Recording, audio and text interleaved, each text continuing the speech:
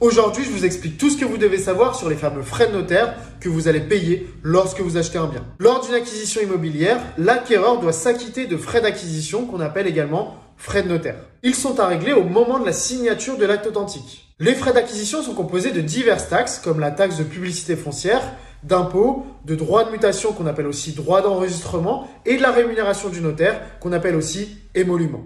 Concernant le montant de ces frais, ils diffèrent en fonction du type de bien vendu. Pour l'achat d'un bien dans l'ancien, les frais de notaire sont généralement compris entre 7 et 8% du prix du bien.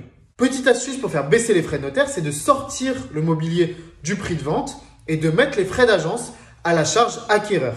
Comme les frais de notaire sont calculés sur le prix de vente uniquement et non pas sur le mobilier ou sur les frais d'agence, vous allez pouvoir économiser environ 7% sur cette partie. Pour l'achat d'un bien neuf, les frais de notaire sont réduits parce qu'il y a beaucoup moins de taxes destinées au trésor public. Comptez des frais de notaire de l'ordre de 2 à 3% du prix de vente pour l'acquisition d'un bien neuf. Ces frais sont parfois même offerts dans le cadre de certains programmes immobiliers. Dans la majorité des cas, c'est à l'acquéreur que revient la charge de payer ces frais de notaire. Il arrive aussi qu'à l'inverse, ce soit le vendeur qui paye les frais de notaire. On parle alors d'un acte en main, mais c'est une situation qui arrive que très rarement et dont je ne vais pas m'attarder ici. Un conseil, prenez toujours votre propre notaire et ne prenez jamais celui du vendeur. Il défendra au mieux vos intérêts en cas de problème et je vous rassure, c'est le même prix que si vous aviez pris le notaire du vendeur. Si vous avez une question concernant les frais de notaire ou n'importe quel autre sujet rattaché à l'immobilier, comme la partie financement ou la partie investissement, n'hésitez pas à m'appeler et je me ferai un plaisir de vous répondre.